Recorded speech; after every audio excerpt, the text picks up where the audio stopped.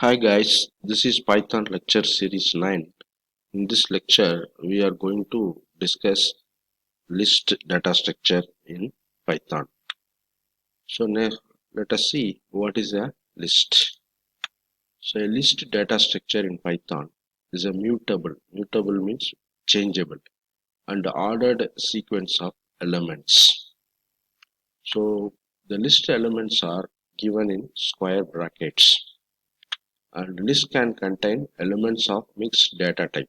So any data type can be given in the single list, and it can contain duplicate values also. And list elements are ordered and they can be accessed with the index starting with the 0. As we do it in the arrays, we can access the elements using the index starting with the 0. That is, first element will be accessed with the index value 0. And list can grow and shrink dynamically. That means at any point of time, we can increase the size of the list and also we can decrease the size of the list. So let us see some examples how we can create a list in Python. Let us see how we can create a list in Python. So here I have given the name as A, that is the list name is A. In the square brackets, the elements are given 1, 2, 3, 4, 5. Then print A means the elements of the list will be printed. So you have created a list with the name A and the elements are 1, 2, 3, 4, 5. So if you run this command, so you will get the list of elements like this. Next we see how to create a list with a mixed data type.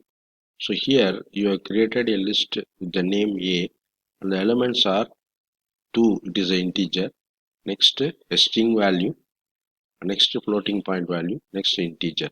So if you print this list, so it will have the mixed data type values.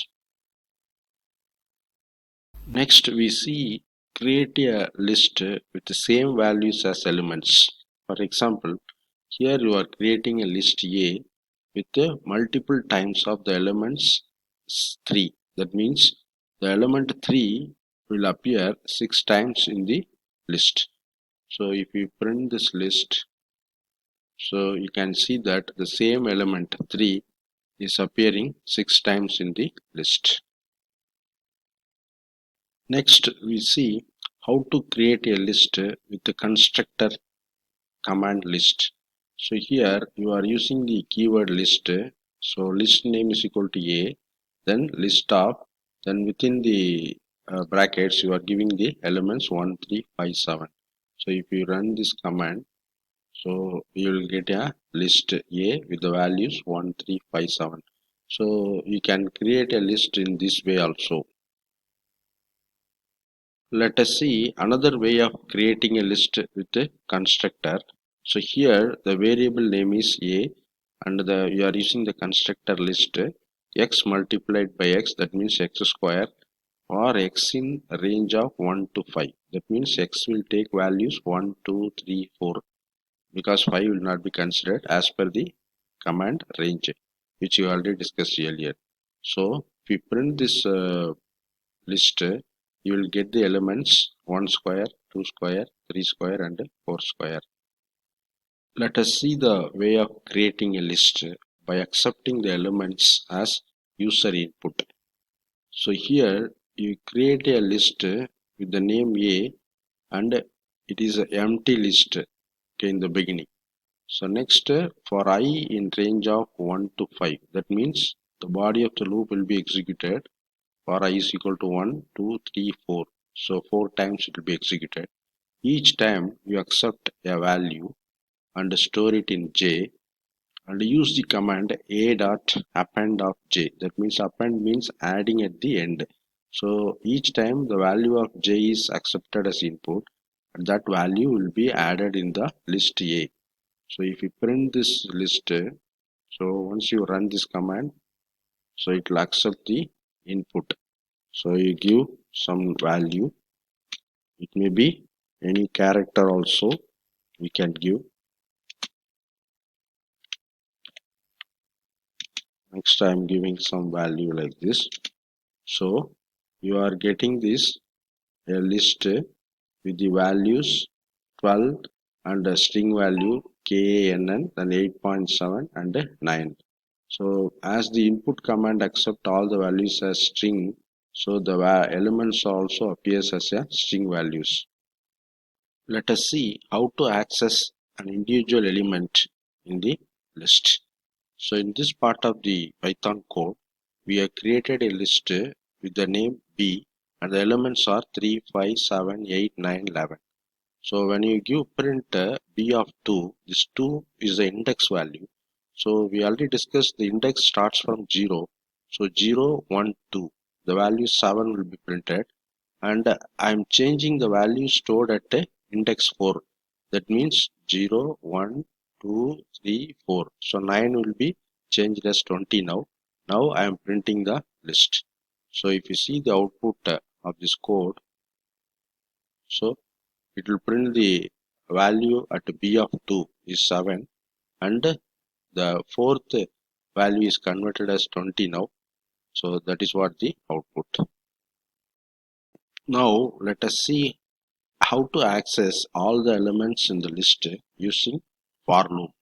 So here we have created a list with the name B, and elements are 3, 5, 7, 9, 11. So we are using a for loop for I in B. That is, the I refers to the elements in the list in the order. That means it will take first element, then next, then third element, and so on. So initially it will take the first element. So when you come into the loop, just printing the value of I and I square, that is square of the element. Next time it goes to the loop and it takes the second element. Again it will execute the same statement, print I value and I square value. Then it takes third element and so on. Finally it takes the last element and completes the process. So if you run the program, so you will get the I value and the I square value of the elements in the list. Next, we see how to access all the elements in the list using while loop. Again, you have created a list with the name B, and the elements are 5, 7, 8, 9, 10. So this command, length of the list B, it gives the number of elements. So here 5 elements are there. So n value will be 5. So we start with I is equal to 0 while I less than n. So what is the value of n now? 5. So we start with 0, condition becomes true. So you are printing, but here you should note down that you are accessing the element using index, that is B of 5. It is not like in for loop. For loop we are directly accessing the element, but here you are accessing through index. So B of 5 and the square of B of 5. So once you complete the statement, then increment the value of 5. It will become from 0, it will become 1 now. Then again you check the condition. So this body of the loop will be executed until the condition becomes true.